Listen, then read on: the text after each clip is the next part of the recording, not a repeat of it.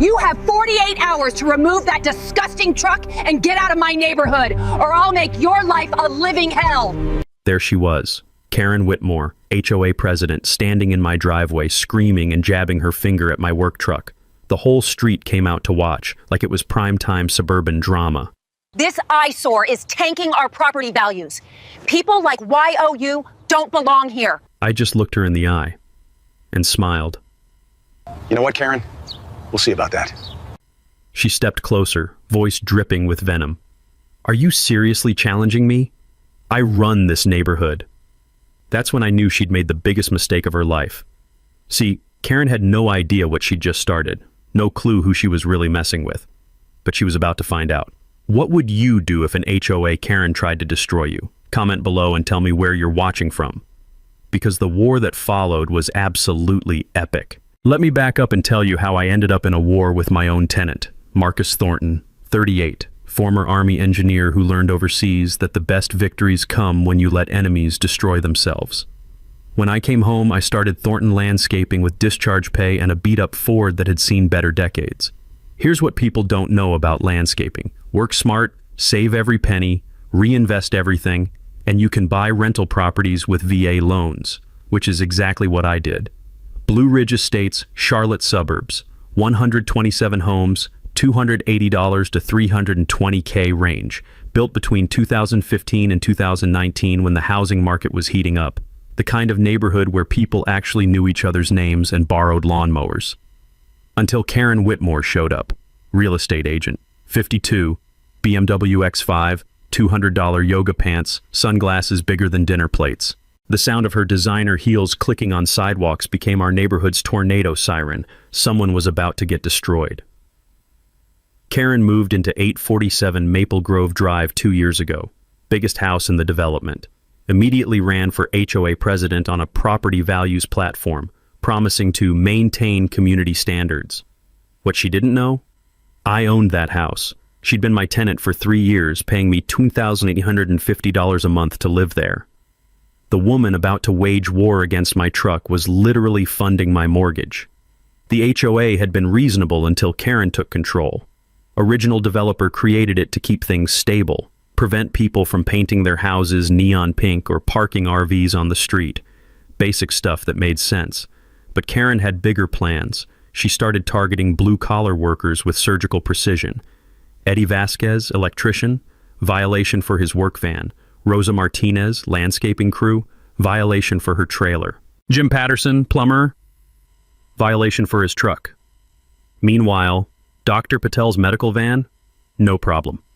Bethany Cross's husband running an accounting firm from his garage with clients all day, totally fine. See the pattern? White-collar businesses got passes. Blue-collar workers got hammered. The smell of discrimination was stronger than the diesel fumes from my truck. 3 weeks ago, things escalated. I came home after a brutal 12-hour day installing irrigation systems in 90-degree heat. My truck reeked of gasoline and fresh-cut grass, sweat-stained work shirt clinging to my back like a second skin. The magnetic signs on my doors had faded from sun damage, and yeah, my F-250 wasn't winning any beauty contests. But it was mine. Paid in cash. Parked legally in my own driveway.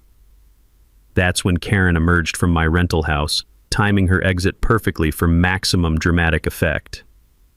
Mr. Thornton, voice sweet as antifreeze, we need to discuss your vehicle situation. She had this violation notice printed on official HOA letterhead, like she was serving a court summons. The paper crackled in the evening breeze as she waved it around with theatrical precision. Commercial vehicles are prohibited from overnight parking in residential driveways. I looked at that rule buried on page 47 of the HOA bylaws, never enforced before. 3 other contractors in the neighborhood all completely ignored. This rule applies to everyone? I asked, knowing the answer. Of course. She smiled like a shark scenting blood. We must maintain standards. That night, I drove through the neighborhood documenting everything. Dr. Patel's medical van, parked overnight, no violation. Bethany's husband had cross-accounting magnetic signs on his sedan, no violation. But somehow my landscaping truck was destroying civilization itself. The next morning, I found my first violation sticker. Karen had been busy. 6 a.m. documentation, photos submitted to county code enforcement, the whole bureaucratic warfare playbook. That's when I realized this wasn't about rules. This was personal. Karen Whitmore had declared war on me because I represented everything she thought was wrong with her neighborhood. Blue-collar work, honest sweat, trucks that actually worked for a living instead of sitting pretty. She wanted me gone. What she didn't know was that her monthly rent checks had been teaching me exactly how to fight people like her. Karen wasn't content with just one violation notice. That would have been too civilized. The next morning, I stepped outside to the sound of camera clicks echoing off the houses like gunshots. There was Bethany Cross, crouched next to my truck at 6 a.m., photographing it from every angle like she was documenting evidence at a murder scene. "Getting some good shots, Bethany?" I called out, coffee mug steaming in the cool morning air. She jumped like I'd caught her robbing a bank. "Just documenting violations for the HOA. "Right, at dawn. Very dedicated of you." Karen had recruited her first lieutenant. Bethany lived 3 houses down, stay-at-home mom with too much time and a desperate need to feel important. Perfect cannon fodder for Karen's suburban war machine. By noon, violation sticker number 2. By evening, number 3. Each one photographed, time-stamped, and rushed to county code enforcement like my truck was a public health hazard. But here's what Karen didn't expect. I'd spent 23 years in the Army. Reconnaissance is kind of my thing. While she was playing violation sticker bingo, I was building a case file that would make a federal prosecutor jealous. Dr. Patel's medical van parked overnight every Tuesday and Thursday. Commercial lettering, equipment visible through windows, clearly business-related. Violations received, 0. Jim Morrison ran a consulting firm from his house, clients parking in his driveway during business hours. His sedan had Morrison Strategic Solutions plastered across the back window in professional vinyl lettering. Violations received, 0. And Bethany's own husband? David Cross had been parking his Cross Accounting Services vehicle in their driveway for 6 months. Bold graphics, phone number, website, the full commercial package. Guess how many violations the Cross family had received for their home business? Not a single one. The pattern was clearer than fresh glass. Karen wasn't enforcing rules. She was waging class warfare with HOA bylaws as her weapon of choice. I learned this trick back in Iraq. When you're facing selective enforcement, document everything. Patterns don't lie, and lawyers love patterns. The smell of fresh printer ink filled my home office as I built spreadsheets tracking every violation, every vehicle, every double standard, photos with timestamps, license plates, GPS coordinates, the kind of documentation that wins lawsuits. But the real breakthrough came through social media stalking. The neighborhood Facebook group was Karen's personal propaganda network. Blue Ridge Estates community updates, 847 members, unlimited drama, and a searchable history of Karen's true feelings. 6 weeks earlier, Bethany posted about her husband's accounting business opening. "Supporting local entrepreneurs right here in our community." Karen's reaction? A heart emoji and "so proud of our local businesses." 3 days later, Rosa Martinez posted about expanding her landscaping company. "Blessed to serve this beautiful neighborhood. Hard work pays off." Karen's comment? "Please ensure all commercial vehicles comply with HOA regulations." Screenshot saved, evidence documented. The woman was practically building my discrimination case for me. Then came Tuesday evening's surprise. I was digging through county records online, old habit from my military days, always know the terrain before you fight, when I discovered something beautiful. Karen Whitmore had her own violation problems. Unpermitted fence extension encroaching on common area property. Deck addition built without architectural committee approval. 2 months behind on special assessment fees. And here's the golden one. Her real estate signs violated the exact same commercial signage rules she was using to attack my truck. Our HOA president was breaking more rules than a teenager at summer camp. The irony was thick enough to choke on, but it got better. My monthly property management report arrived that evening with a detail I'd never paid attention to before. I owned 8 properties in Blue Ridge Estates, which meant I controlled roughly 12% of total HOA voting rights. Karen had picked a fight with one of the largest property stakeholders in her own neighborhood. The woman trying to fine me $2,500 had been unknowingly funding my real estate investments for 3 years. Every month, like clockwork, her rent money had been building my war chest. That night, I made a decision that would change everything. Instead of fighting back immediately, I'd let Karen dig deeper, give her enough rope to hang herself publicly. The Army taught me that sometimes the best strategy is letting your enemy overextend before you counterattack. But first, I needed allies. I picked up my phone and called Eddie Vasquez. "Hey man, you free for coffee tomorrow? I think it's time we talked about this HOA situation." Karen thought she was crushing isolated blue-collar workers one by one. What she'd actually done was unite an army against her, led by someone who owned more of the neighborhood than she realized. The war was just getting started, and I was already 3 moves ahead. Karen's nuclear option came at 7:23 a.m. through my phone screen, a Facebook notification that made my coffee taste like battery acid. She'd created Blue Ridge Estates Community Standards, a private group dedicated to my destruction. There was my truck, photographed like evidence at a crime scene, with a caption that hit harder than a sledgehammer. "This is what's destroying our property values. Commercial vehicles are costing every homeowner $15,000 in resale potential. Time for action." $15,000. She'd put a bounty on my truck's head. The comments flooded in like angry hornets. "Disgusting. Why do we pay HOA fees for this? My realtor says these vehicles kill home sales. Finally, someone's taking action." Bethany had contributed a whole photo album, my truck from every conceivable angle, complete with timestamps. She'd been stalking my vehicle like a paparazzi photographer hunting celebrities. But while Karen was building her digital lynch mob, I'd been assembling something better. Actual allies. Eddie Vasquez had been first. Coffee at the local diner, steam rising from our mugs as he showed me photos of his own violation notices. 6 citations in 2 weeks, he'd said, voice tight with frustration. Dr. Patel's medical van, 0. Rosa Martinez came next. Her weathered hands shook slightly as she spread violation notices across my kitchen table. 23 years building this business. Never had problems until she showed up. Jim Patterson, the plumber. Mike Bellamy, HVAC repair. One by one, Karen's targets found each other. The beautiful thing about Facebook groups? Once you're in, you're in. Eddie's comment landed like a grenade. Weird how my van gets violations, but Dr. Patel's medical vehicle doesn't. Same overnight parking, same commercial purpose. Anyone else notice patterns here? Rosa followed with photographic evidence. Cross Accounting's vehicle, no violations. Morrison Consulting's business car, no violations. See the trend? The thread exploded. Neighbors started asking questions Karen couldn't answer. Her perfect narrative was cracking like cheap paint. Then came the phone call that changed everything. "Marcus? It's Sarah Bellamy from the property management company. We finished that legal review.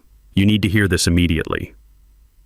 The sound of paper rustling filled my kitchen as Sarah spread documents across my table that evening.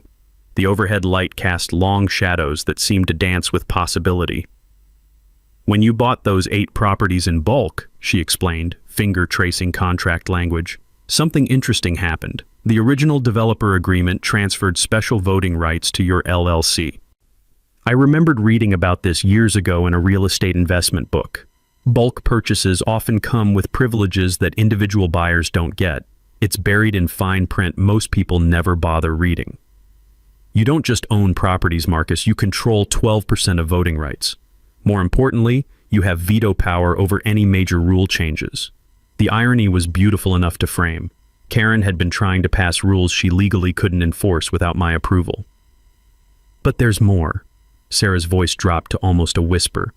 "We found financial irregularities. Karen's real estate firm received $18,000 in consultation fees from HOA funds, administrative expenses with no documentation." The taste of betrayal filled the room like smoke. Karen wasn't just discriminating, she was embezzling from her own neighbors. "What's our next move?" I asked. "Let her dig deeper. The deeper she goes, the harder she falls."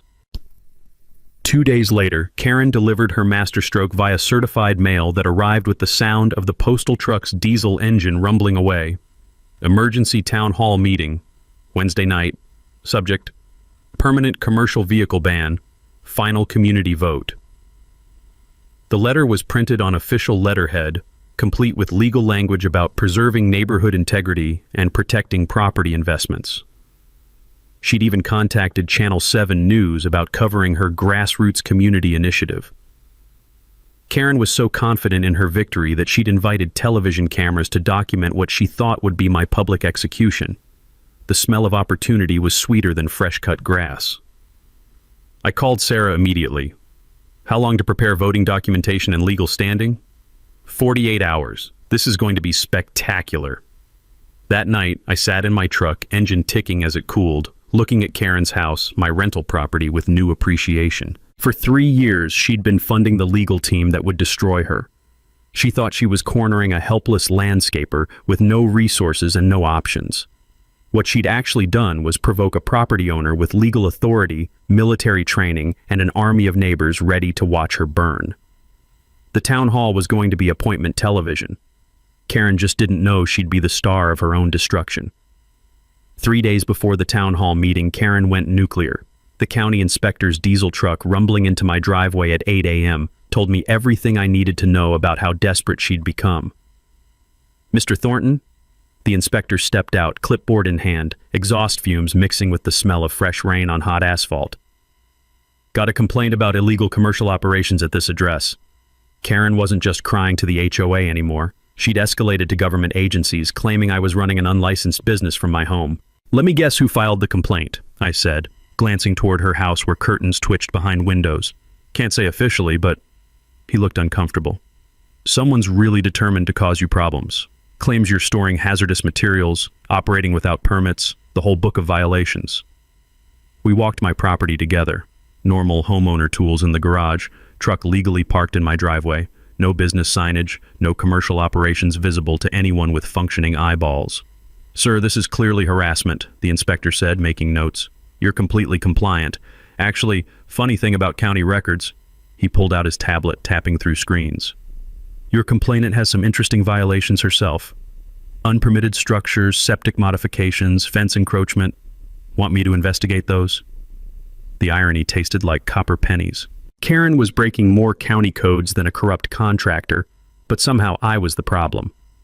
"Hold that thought," I told him, "but keep those files ready." That afternoon, Karen's campaign hit every doorstep like a door-to-door apocalypse. Professional petition forms appeared everywhere. Protect our investment, permanent commercial vehicle ban, color printing, legal language, and emotional appeals about protecting family neighborhoods from industrial encroachment.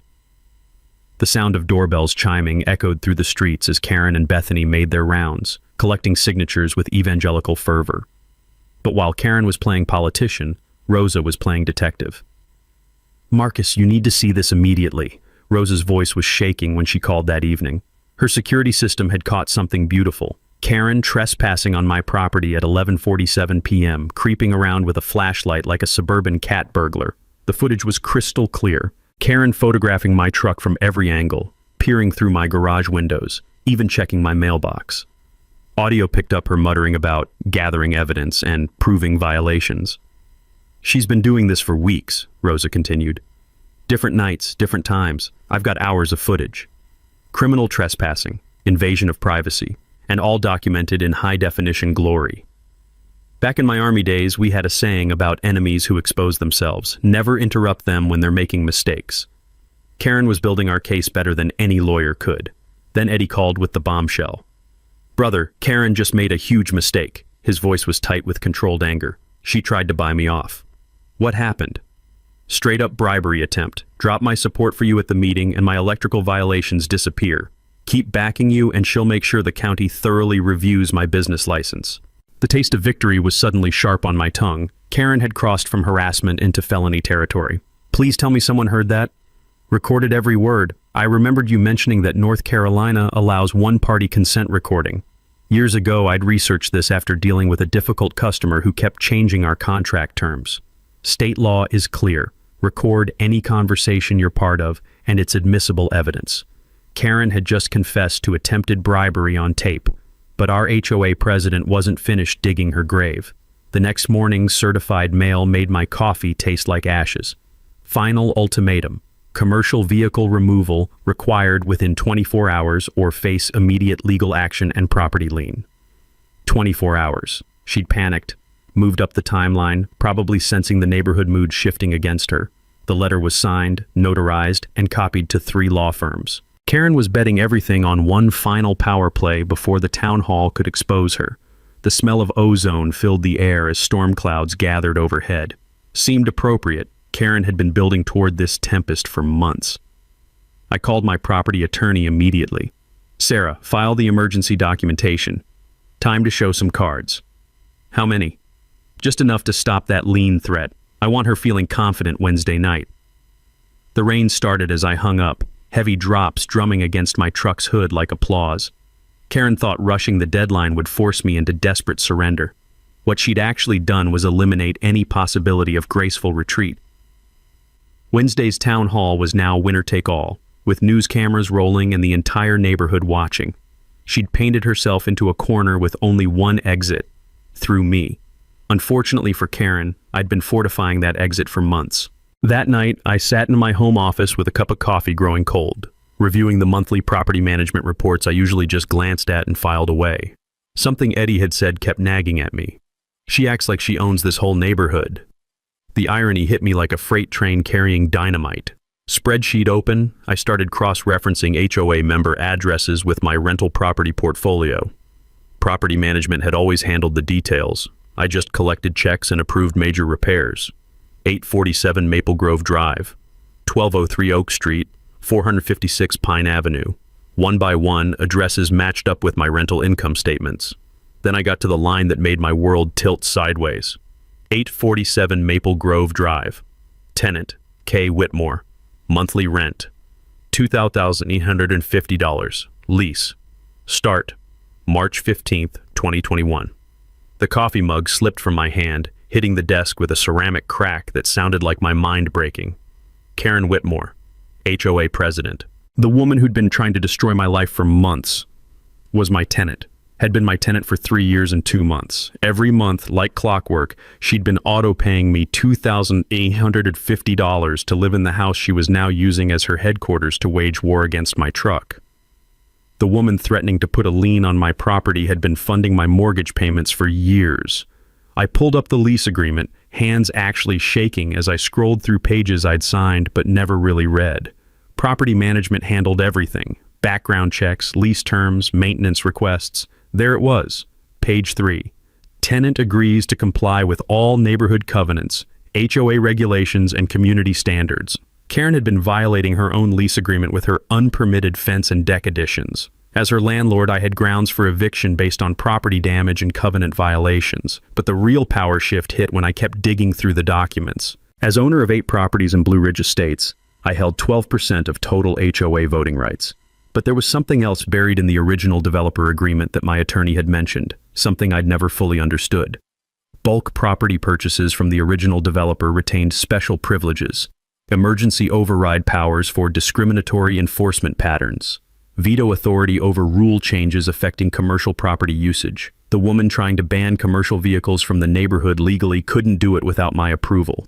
Karen had been fighting a war she couldn't win, using weapons that belonged to me. The lease payment history told the beautiful story of irony. March 2021 through present day, $102,600 in rent payments. Karen Whitmore had personally contributed over $100,000 to my real estate empire while simultaneously trying to destroy my livelihood. Every violation notice she'd filed, every threatening letter she'd sent, every social media post attacking my character, all funded by her own rent money flowing into my bank account. I leaned back in my chair, the magnitude of this revelation washing over me like cold water.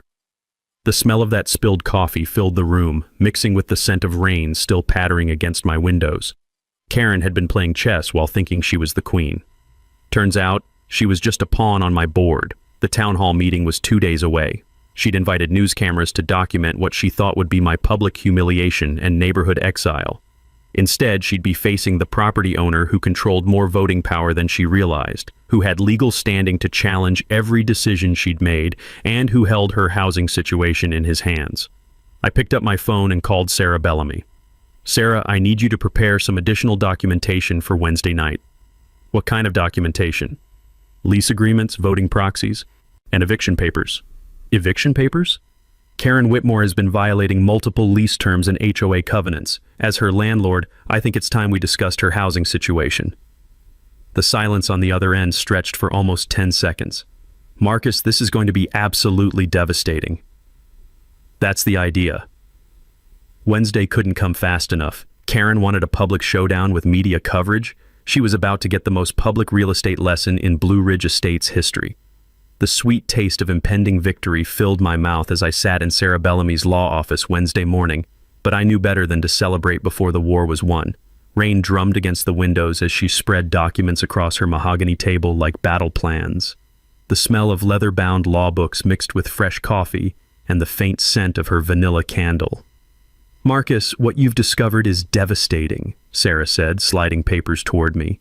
"But we need surgical precision. One mistake and Karen claims retaliation. The legal strategy had to be flawless. Property ownership records proving my voting rights. Lease agreements showing Karen's tenant status. Violation documentation demonstrating her discrimination pattern. Here's what most people never realize about HOA law," Sarah explained, finger tracing highlighted text. "When you bought those 8 properties in bulk, you inherited what's called founder privileges, veto power over discriminatory rule changes. I remembered reading about this in real estate forums years ago.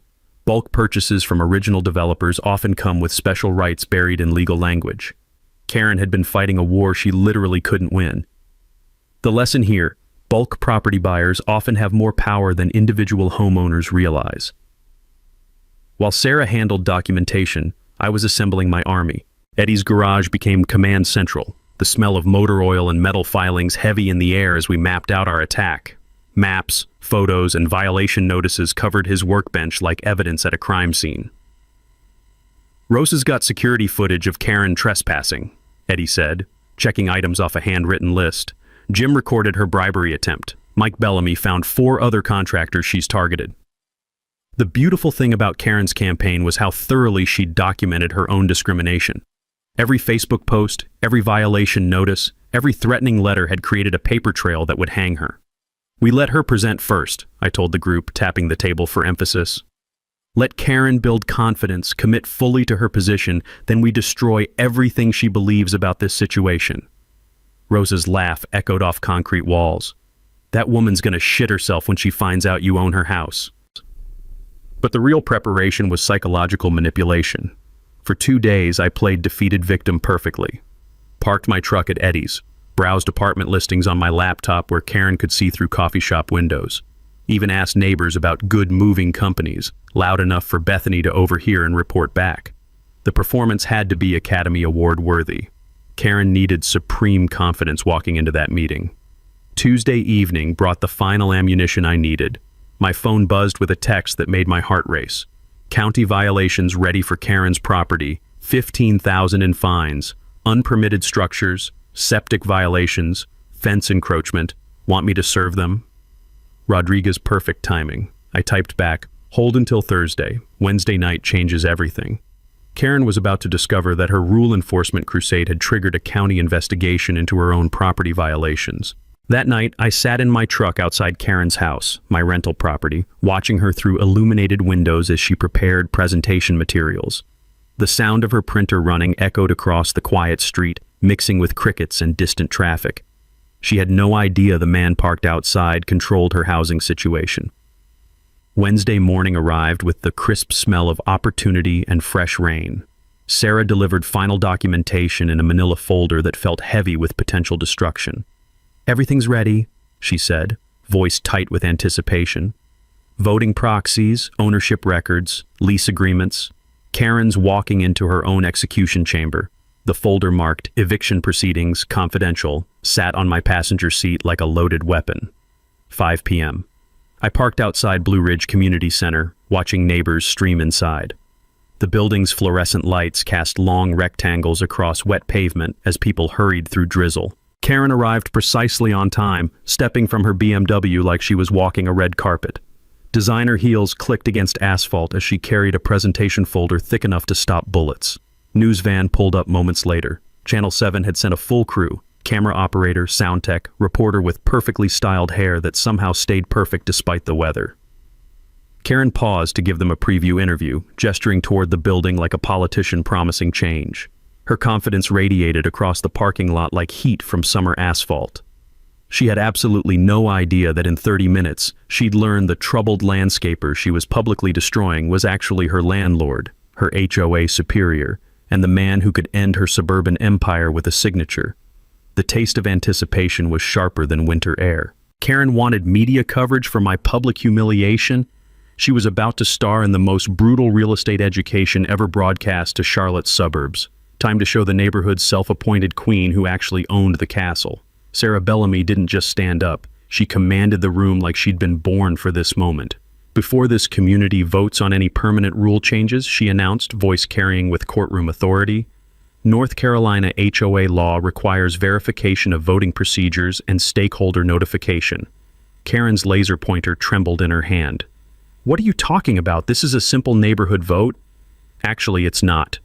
Sarah opened her briefcase with the ceremonial precision of someone about to change lives. Any permanent commercial vehicle ban constitutes a major covenant modification requiring supermajority approval and proper stakeholder notification. The smell of Karen's desperation was becoming tangible, sharp, acrid, like burning plastic. Stakeholder notification has been provided, Karen insisted, but her voice cracked like thin ice. Everyone received proper notice. Not everyone, Sarah smiled like a shark scenting blood. Major property stakeholders require different notification protocols under the original developer agreement. Karen blinked rapidly under those fluorescent lights, makeup starting to melt from stress sweat. Major property stakeholders? What major property stakeholders? The moment stretched like a guitar string about to snap. 200 neighbors leaned forward in their seats. News cameras focused tight on Karen's face as comprehension began dawning. Before we can proceed, Sarah continued with surgical precision, we need to verify voting rights for all attendees, particularly bulk property owners who may hold enhanced voting privileges. Bulk property owners? Karen's voice pitched higher. There are no bulk property owners in Blue Ridge Estates. The developer sold everything individually. Actually, Sarah said, pulling documents from her briefcase like a magician revealing cards, that's incorrect. Records show 8 properties were purchased in bulk from the original developer in 2021. The room fell silent except for the hum of fluorescent lights and the sound of Karen's world beginning to collapse. 8 properties? Bethany Cross spoke up, confusion clear in her voice. Who owns 8 properties here? Sarah's smile widened. Thornton Holdings, LLC. You could have heard a pin drop in that room. Every eye swiveled between Sarah and me as the implications hit like falling dominoes. Karen's face cycled through confusion, disbelief, and growing horror. That's impossible. Marcus is just a landscaper. He doesn't own... Mr. Thornton, Sarah interrupted smoothly. Would you please identify your properties for the record? I stood slowly, savoring every second of this revelation. The taste of victory was sweeter than I'd imagined. 8147 Maple Grove Drive, 1203 Oak Street, 456 Pine Avenue, 789 Elm Circle, 234 Birch Lane, 567 Cedar Court, 890 Walnut Drive, and 1122 Sycamore Street. With each address, Karen's face drained another shade of color. By the time I finished, she looked like she'd seen her own ghost. 8 properties, I continued, voice carrying clearly through the silent room, which, according to the original developer agreement, grants me 12% of total voting rights and veto power over discriminatory rule changes. The mini twist hit like a freight train carrying dynamite. Including, I added with surgical precision, the property at 847 Maple Grove Drive, currently occupied by tenant Karen Whitmore under a residential lease agreement. The explosion was beautiful. Karen's mouth opened and closed silently, no sound emerging except a strangled whimper. Her laser pointer clattered to the floor as her hands started shaking uncontrollably. You're my landlord? She whispered, the words barely audible. For 3 years, 2 months, and 14 days, I confirmed. Monthly rent, $2,850, paid automatically on the 15th of each month. The room erupted into chaos. Neighbors shouted questions, cameras flashed, and someone started slow clapping in the back row. But Karen wasn't processing the noise. She stood frozen at that podium, staring at me like I'd just told her the sun was actually the moon. Every violation notice you filed, I continued, voice cutting through the mayhem. Every threatening letter you sent, every attempt to destroy my business, funded by your own rent money flowing into my bank account. Bethany Cross looked like she was watching a car accident in slow motion. Karen, you've been paying rent to Marcus this whole time? The woman who just spent 20 minutes explaining why I don't belong in this neighborhood, I said, letting the irony hang in the air, has been living in my house. Karen's knees buckled. She grabbed the podium for support, knuckles white against the wood. "This is impossible," she whispered. "This can't be happening." But it was happening, and we weren't finished. Sarah pulled out one final document, the one that would end Karen's reign permanently. "Mrs. Whitmore, there's one more issue we need to discuss regarding your lease agreement and recent HOA violations." The taste of complete victory filled the air like smoke from Karen's burning empire. The silence that followed Sarah's words was deafening, like the moment before thunder splits the sky. Karen stood frozen at that podium, gripping it so tightly her knuckles had gone bone white.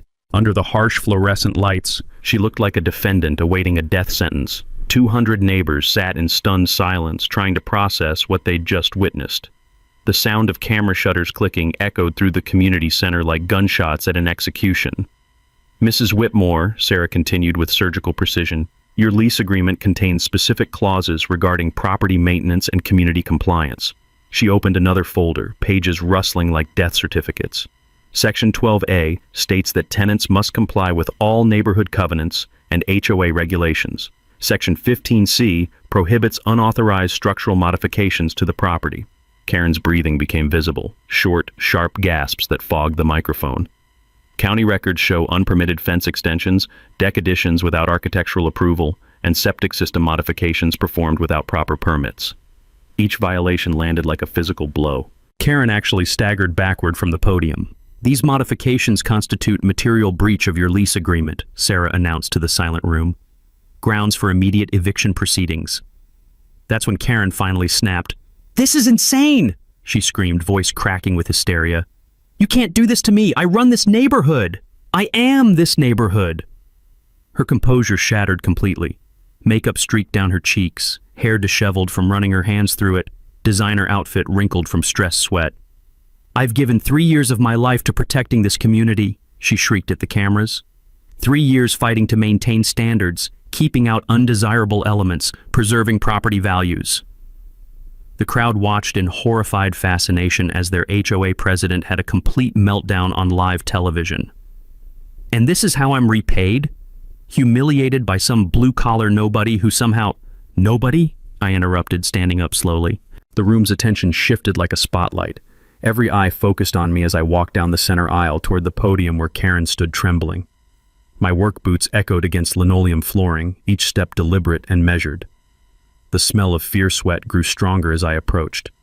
"Karen," I said quietly, voice carrying clearly through the silent room, "before you continue calling me a nobody, there's something else you should know." I reached the podium, standing close enough to see the terror in her eyes. "Those $18,000 in administrative fees your real estate company received from HOA funds, that's embezzlement. The selective enforcement targeting only blue-collar workers, that's discrimination. The bribery attempts against contractors, that's felony corruption." Karen's face went from pale to gray to green, like she was cycling through stages of death. "But here's my favorite part," I continued, pulling out my phone. "Every month for 3 years, you've been auto-paying me $2,150 in rent. Total payments, $102,600. I held up the phone, showing banking records to the cameras. "You've personally contributed over $100,000 to the real estate empire of the man you just called a blue-collar nobody who doesn't belong here." The beautiful irony hung in the air like incense at a funeral, Karen's funeral.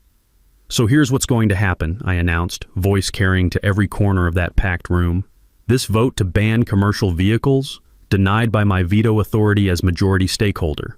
Applause started slowly, then built like rolling thunder. "Your position as HOA president, terminated by vote of no confidence from affected property owners." More applause mixed with cheers. "Your lease agreement, violated by your unauthorized modifications and criminal activities. 30-day eviction notice will be served tomorrow morning." The crowd erupted.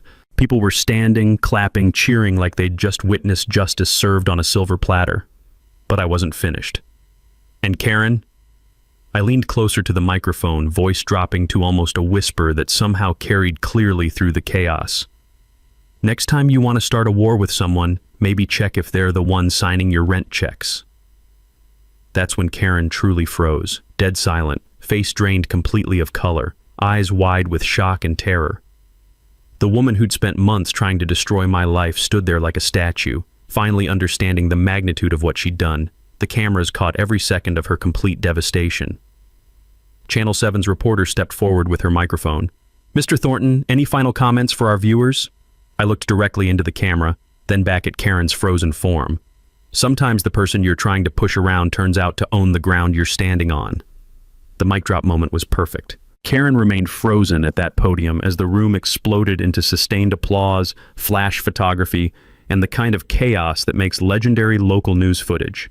Justice had been served cold, with a side of poetic irony that would be talked about in Blue Ridge Estates for decades. 6 months later, I'm sitting in my truck at 6 a.m. on a Tuesday morning, coffee steaming in the cool autumn air, watching Blue Ridge Estates wake up peacefully. No violation stickers, no harassment, no drama, just the normal sounds of a neighborhood learning to get along, lawnmowers starting up, kids waiting for school buses, dogs barking at delivery trucks. The immediate aftermath of that town hall meeting was swift and brutal for Karen, but healing for everyone else. Karen Whitmore was evicted exactly 30 days later. Turned out she couldn't make rent payments without her HOA embezzlement income. She moved to a one-bedroom apartment across town, lost her real estate license pending criminal investigation, and faces trial next spring for bribery, embezzlement, and discrimination. The county hit her with $15,000 in fines for unpermitted modifications. Her BMW got repossessed. Last I heard, she was working part-time at a call center, learning what actual work feels like. Justice tastes sweeter than fresh-baked apple pie. But the real victory was what happened to the neighborhood. The HOA board voted unanimously to end selective enforcement policies. We established clear, fair rules applied equally to everyone: doctor, landscaper, accountant, or plumber. Your work doesn't define your worth here anymore. Eddie Vasquez got elected as the new HOA president. His first official act was apologizing to every blue-collar worker who'd been targeted under Karen's regime. Rosa Martinez won the Neighbor of the Year award for her security footage that helped expose the corruption. Jim Patterson started the Blue Ridge Trades Network, connecting neighborhood contractors with residents who need reliable services. Mike Bellamy expanded his HVAC business after getting referrals from grateful neighbors who'd witnessed his public vindication. The sense of community Karen tried to destroy with her discrimination became stronger than ever.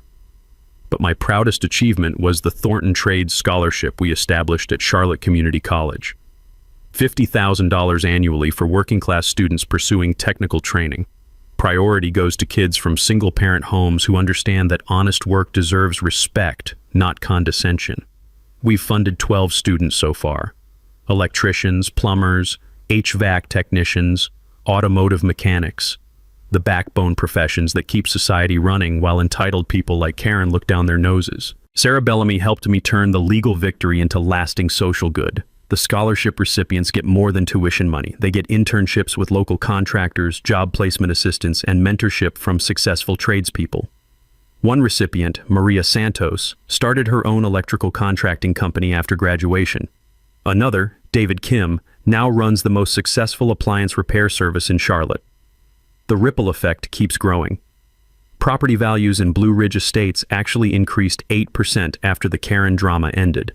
Turns out neighborhoods thrive when people stop fighting each other and start working together. The Channel 7 news story went viral nationally. HOA Karen gets evicted by her own landlord became a cautionary tale about suburban power trips and poetic justice. I still get emails from people sharing their own HOA horror stories. Some mornings, Dr. Patel and I wave to each other as we load our vehicles for work. His medical van, my landscaping truck, both serving the community in our own ways, both equally valuable. Bethany Cross actually apologized last month. She admitted Karen had manipulated her fears about property values and promised to think more critically before joining future crusades. Even the newer residents who initially supported Karen have come around. They're discovering that neighborhoods built on mutual respect are stronger than those built on exclusion. This morning, Rosa's pulling up with her landscaping trailer. We're partners now. Thornton and Martinez Landscaping Services. Business is booming because people appreciate contractors who fight for what's right. The smell of fresh coffee and possibility fills my truck as I prepare for another day of honest work in a neighborhood that finally understands the value of both. What's your HOA horror story? Drop it in the comments below. I guarantee you're not alone in dealing with power-hungry neighbors who forgot that communities work best when everyone belongs. And if this story showed you that justice can prevail against suburban bullies, smash that subscribe button. Sometimes the underdog has bigger teeth than the person trying to bite them. Remember, never judge someone by their work truck. You might be looking at your landlord. Next week, how I bought my neighbor's house for $1 after they tried to steal my driveway. Trust me, that story's even better than this one.